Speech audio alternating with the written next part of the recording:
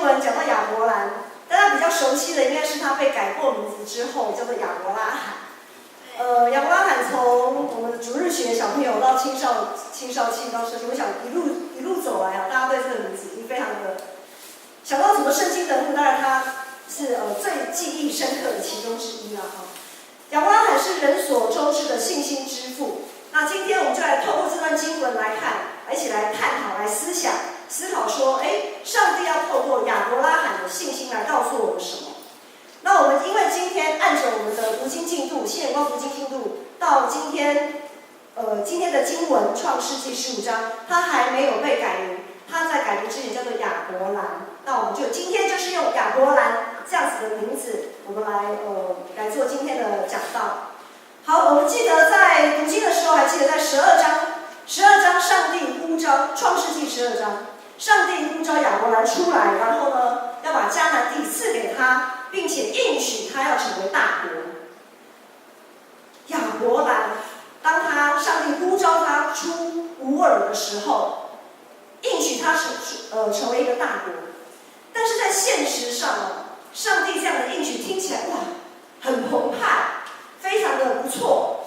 可是呢，现实上，上帝这个应许却成为亚伯兰生命当中一个极大的危机，因为亚伯兰没有孩子，那个时候他75岁，没有任何孩子，然后他的妻子撒来也没有办法帮他生孩子，他们没有任何孩子。请问要怎么成为大国？在当时要成为大国，就是要有自己的后代，很多很多的后代。我一个孩子都没有，上帝的应许到底是在说什么呢？好，那按照当时的传统习惯来讲，亚伯兰他第一个反应就是，上帝所指的这个我要成为大国，然后这个后裔呢，可能是谁？可能就是他跟着他一起出来的罗德，他的侄儿罗德。亚伯兰在当时认为，这个上帝所指的这个后裔，可能就是要从他的侄儿罗德开始。但是这位后裔罗德呢，我们一直在这个礼拜的读经进度，我们知道罗德跟亚伯兰的牧羊人怎么样相争，对不对？圣经要看哦，不看都听不懂故事在讲什么哦。好，亚伯兰的牧羊人跟罗德的牧羊人相争，因为他们的产业很多，可是呢，水草土地就是这么有限。那罗德呢，因此就离他而去。亚伯兰就很困惑啊，这个罗德不是我的后裔吗？要从我这边开始繁衍成大国这样子，那他这样子离去，这样算什么呢？这个时候上帝又再一次的在创世纪13章，上帝又再一次应许他说，我也要使你的后裔如同尘沙，地上的尘沙那样子的多。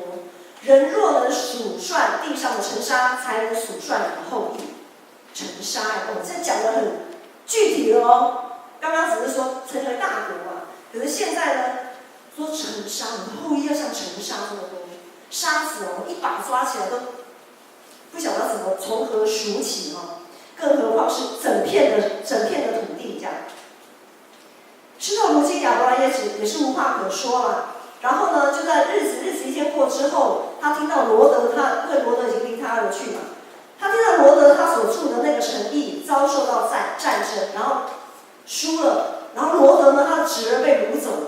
这下子亚伯兰想说，这是我现在可以看到唯一的盼望，这是我现在我所知道我唯一的后裔，可以称为是我的后裔的，他居然被掳走了。掳走可能会有没有命的什么下场，各样的下场他都知道，所以亚伯兰他非常的担心，他拼老命去把罗德抢救回来。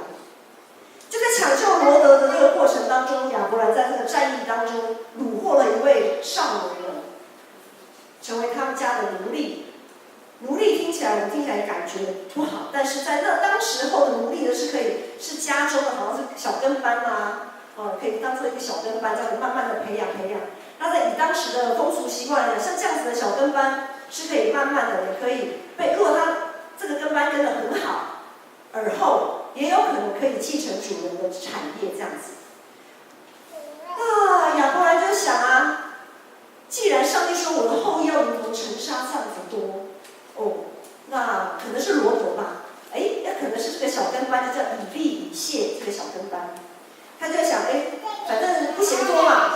讲你尘沙佛多，那就不嫌多啦。可是，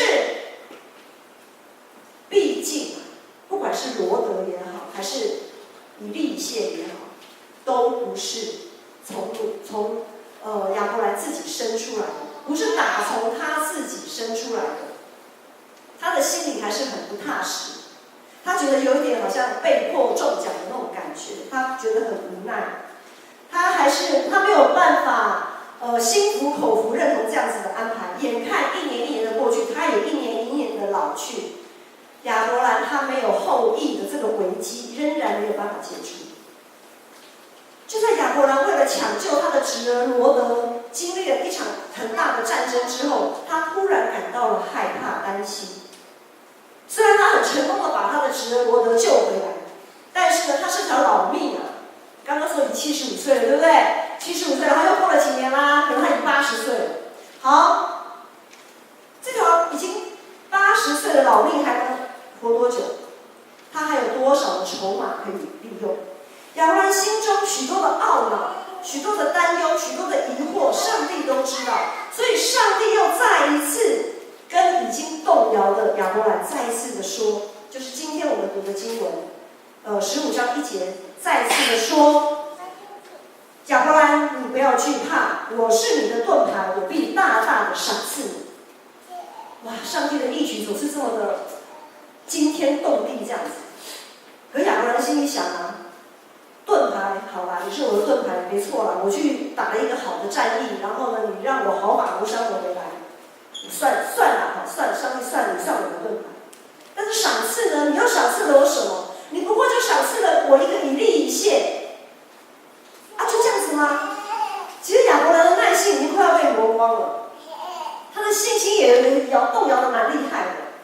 他这个时候他感到无地自容了，因为他还是生不出孩子。因为在当时的社会里，生不出孩子实在是很羞耻，很见不得人，就是摆明这个人就是不得到祝福的那样子的一种感觉哈。所以他非常的无地自容，他忍不住的这个时候，他就向上帝抗议什么？第2节、第3节，他向上帝抗议说：“主耶和华啊，我既然没有孩子，你还赐我什么呢？啊，承受我家业的是那个大马士革人以利以谢吗？你没有给我儿子，好吧，那我就只好，我就承认嘛，好，那就他就是要继承我的后嗣的。随着亚伯兰年数这样子的增加，没有后裔的恐惧跟失望是这么的大。从这里我们会看到，人往往从上帝的应许里面看见了自己的无助，看见了自己的缺乏。危机就产生了。如果我们一直像亚伯兰，一直要靠着自己来成就上帝所应许的，那个危机就产生了。怎么说呢？我来举几个例子。像在教会里其实我们都知道，上帝也是，到底他许给我们一个怎么样的未来呢？整本圣经的应许这么多，但是我们好像有点感受不到上帝的应许是多么的丰富，因为我们在现实生活当中，我们的工作、我们的教育、我们的政治、我们全球暖化的现象，再加上现在非洲猪瘟这样子的一个未知数，一个几乎失控的大环境，请问，我们不是要使万民做耶稣的门徒吗？万国都要因我们来得福啊！这个福气在哪里？好像没有什么福气可言。在资源相对取得不易的这样的现在这个现实的大环境当中，自我需求就被合理的放大，眼中只知道算计自己的利益的人比比皆是啊！一个又一个的巴别塔，其实都正在不断的兴起当中。在教会里也是一样，你说牧师那是世界上的事，好，我们不看世界上，我们看教会也行。在教会里面，我们知道上帝有许多的应许，许多的丰富。上帝要我们怎样得到丰富的生命？好，丰富的生命就需要有牧者，上帝也派给我们牧者要来牧养教会。今天周报上大家也这2个礼拜也有看到说，一节传道在总会的牧师资格已经通过检定，接下来呢就要面对5月份中会台北中会牧师资格的讲道，然后呢就可以取得牧师资格，然后封牧。在去年底，小会员就有针对，到时候如果今年一节传道取得牧师资格之后，要再建成封牧吗？去年就在讨论这个问题，因为我们要编列预算。按照教会现在的现况来看，一节传道如果要再建成封牧，其实是个危机耶。这个对教会好吗？这对教会来讲真的是好消息吗？按照教会的发展需要，这是肯定的。肯定就是说，他的确应该要在这边封牧。但是按着教会现在经常费的支持，却让长职非常的担忧，小会员也非常的担忧，因为目前教会没有办法支持传道师的谢礼，所以现在传道没有拿谢礼，他只是拿一些微薄的交通补助费。可是，一旦升为牧师，人事费就一定会增加。小会员其实在这个过程当中相当的为难。那个时候，牧师也有提醒小会员说：如果你们真的这么为难，如果你们真的觉得很担心，如果你们真的觉得太困难了，那不用勉强封牧也没关系。一节传道他可以去别间教会去牧会，去牧别间，不用勉强。是否要聘一节传道为建成的第2位牧师的这样子的问题，成为小会员不可承受之重。教会还有一个危机，就是另外一个危机，就是我们在去年底我们在编列今年度的年度预算的时候，我们长职同工有开玩笑在讲，哇，总务部最会花钱了，因为总务部的预算最多，是其他部门的好几倍。但是我们要知道，总务部我们今天团契事工能够这样子的进行，需要的什么？需要的是教会的各个楼层的空间，各团契所属的空间，宣道有属于我们社区关怀据点的这样子的空间，我们礼拜有礼拜的空间。总务部支撑着所有部门在进行各样团契事工活动的需要。整间教会大大小小任何的设备，这一栋建筑物已经20年左右了，很多的设备都需要汰换更新。钱从哪里来？哇，这个预算一编下去，总务部的费用就非常的庞大。当然，我们可以说，牧师，那我们可以不要自动建筑物啊，对不对？没有自动建筑物，我们就没有水电费，我们也不用修缮费，什么都不用。我们就像以前马街逍遥学园，我们就去附近的建成公园，每个礼拜去那边做1个礼拜，多好！去做礼拜，然后什么负担都没有，然后就带着上帝的祝福回家。带着耶稣的恩典回家，带着耶稣的平安回家。OK， 这样也是可以的。但是呢，一间教会它可以没有建筑物，但是却不能没有牧师带领会众敬拜上帝。如果我们对上帝没有认识，对上帝的话语没有更清楚的熟悉，请问我们怎么知道上帝应许了我们什么？我们怎么知道上帝限制了我们什么？我们都不知道。一间没有牧者的教会，就好像没有任何军备的国家一样，随时都会被敌军攻破。再来还有一个危机是什么？要以基督的心为心，尊主为大，牺牲奉献。我想这大家都知道，但是这对基督徒来讲，其实是自找苦吃，因为要以基督的心为心。尊主为大，真的是违反人性啊！真的是违反人性啊！光是讲一个最简单的，今天早上你觉得要在睡梦当中要把闹钟按掉继续睡比较简单，还是起床来教会聚会比较简单？哪一个比较简单？觉得按掉闹钟继续睡比较简单的举手。好，觉得来按掉闹钟之后，然后可以跳起来聚会的举手。好，显然真的是不成比例嘛，对不对？人性就是这样子。所以呢，很多时候我们就会觉得啊，反正大家都一样，不差我一个，好。还有什么呢？教会的活动一个接着一个办得非常的热闹，但是愿意下功夫在信仰上扎根的人还是不多啊。有跟着新眼光读经进度的，我不要举手好了，这样子不太好，就是自己扪心自问了哈。有跟着新眼光读经进度在跑的有几个啊？或者是我跑了跟了几天这样子。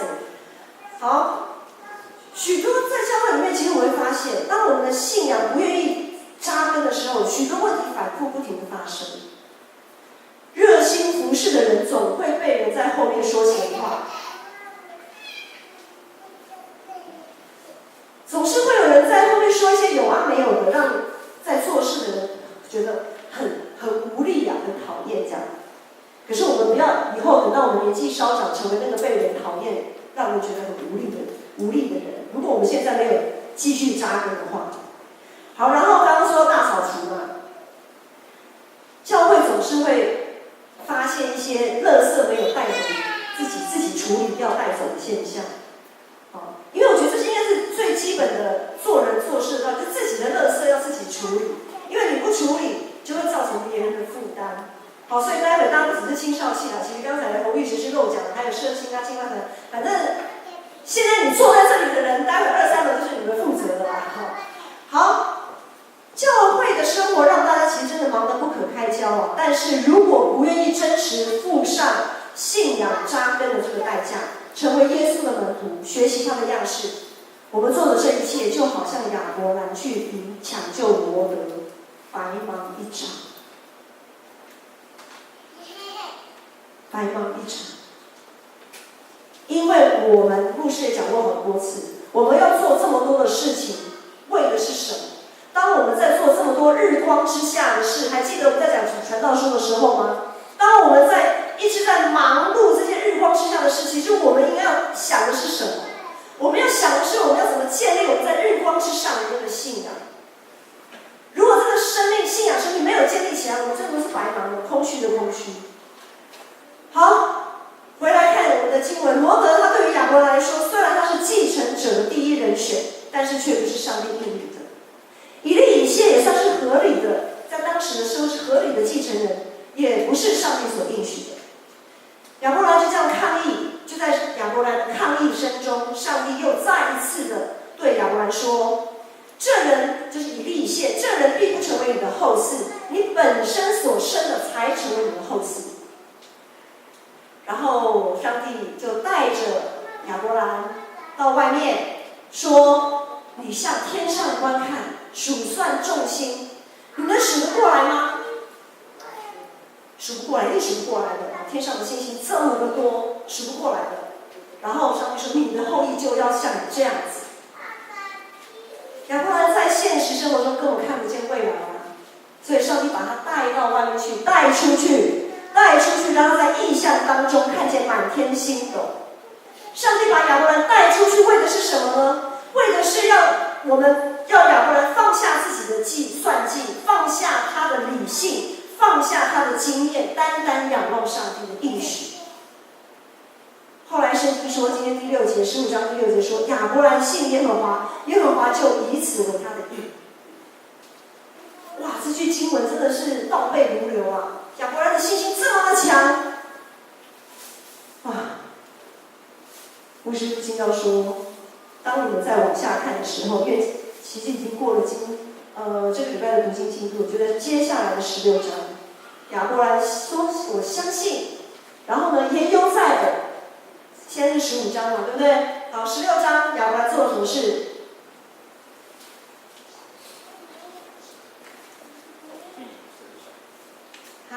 避你的小孩，我只有一个人读经，好，然后呢，他才说：“见到了繁星呢，你必从你自己所生的才要成为你的后嗣。”他就开始想尽一切的办法，要来符合上帝应许成就的条件啊。于是呢，他就从他的婢女夏甲生了一个以实玛利。亚伯兰从他的婢女夏甲，不是从他的结发夫妻我们讲的正宫这样子不是从他的结发夫妻撒来生孩子，而是从他的婢女夏甲玛丽的出生证明了一件事情，证明了亚伯兰的信心实在是经不起考验的，实在是经不起考验。虽然亚伯兰的信心还不太成熟，虽然他对未来仍然没有什么把握，虽然他所有的盘算都被上帝否定了，但是他这个时候愿意选择相信应许，而不是相信经验，这样的信心就被上帝算为义。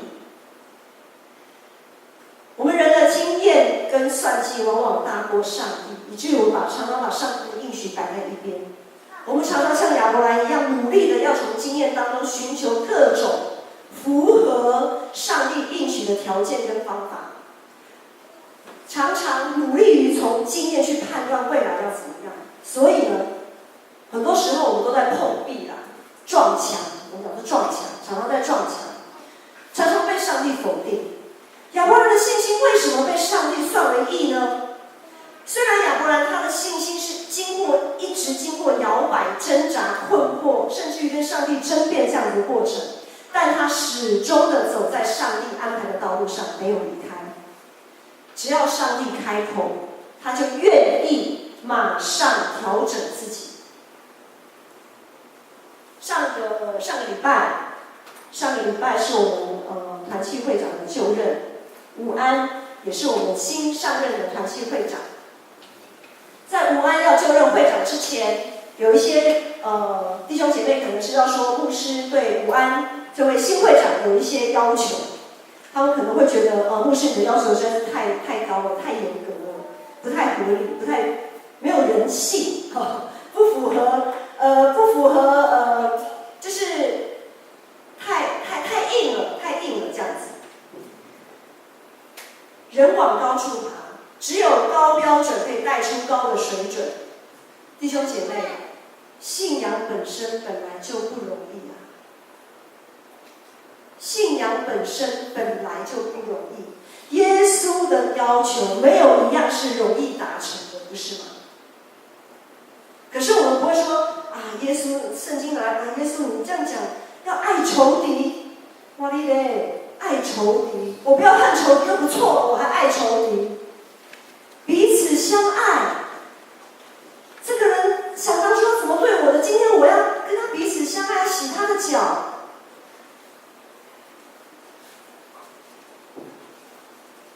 耶稣的要求本来就没有一样是轻松的，但是今天吴安他却愿意接下这个职务，他愿意选择相信上帝的应许，他愿意接下职务，并且他愿意调整自己，他愿意接下这个挑战。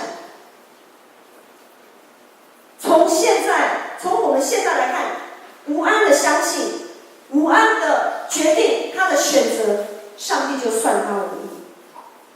按照建成过去的经验，我和一节传道绝对不可能同时被建成接纳为牧师。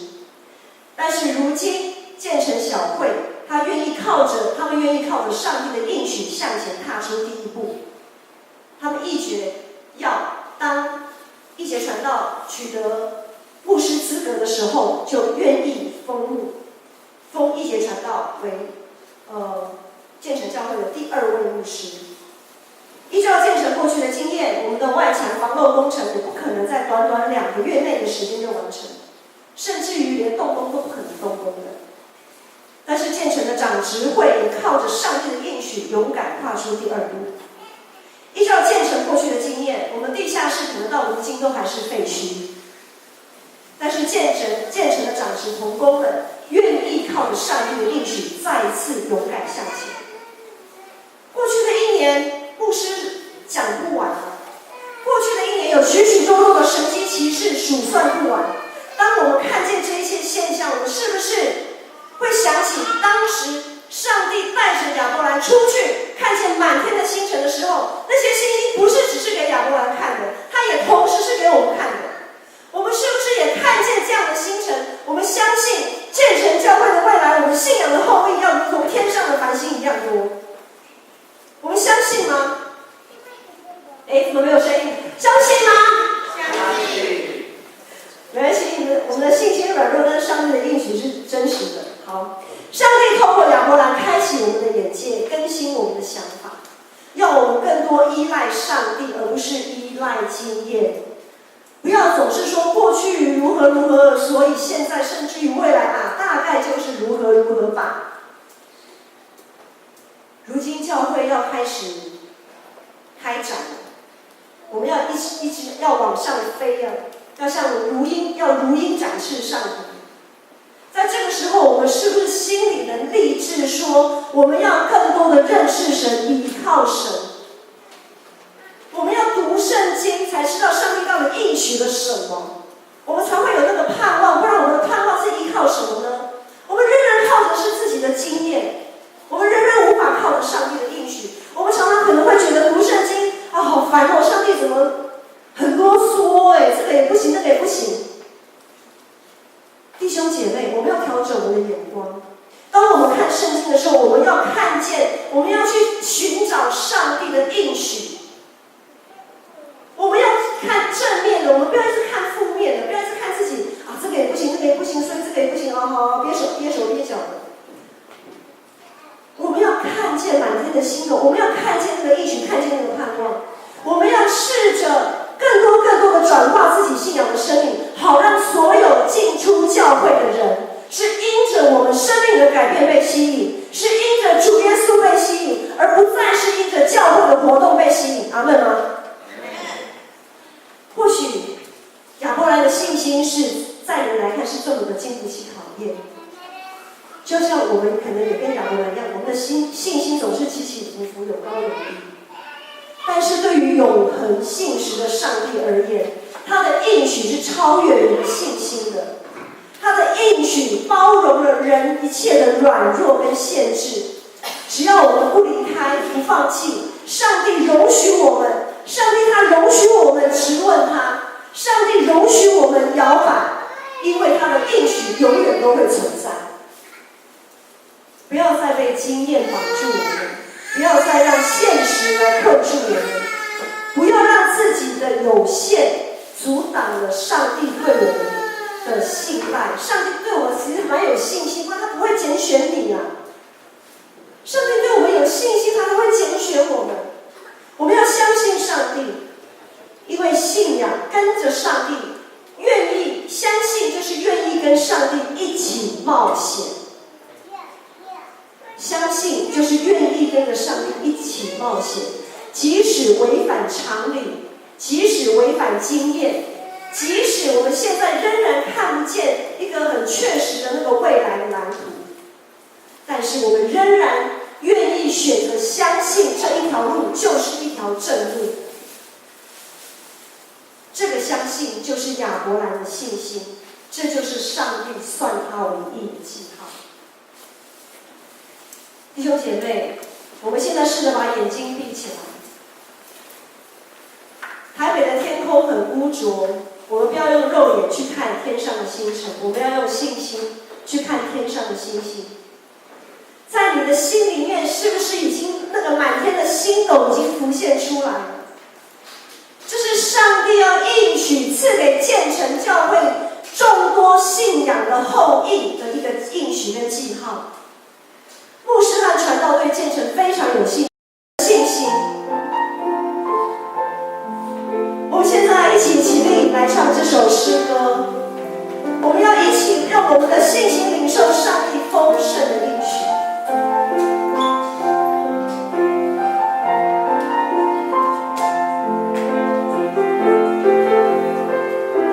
我们要把我们的头抬起来，不要再低下去了。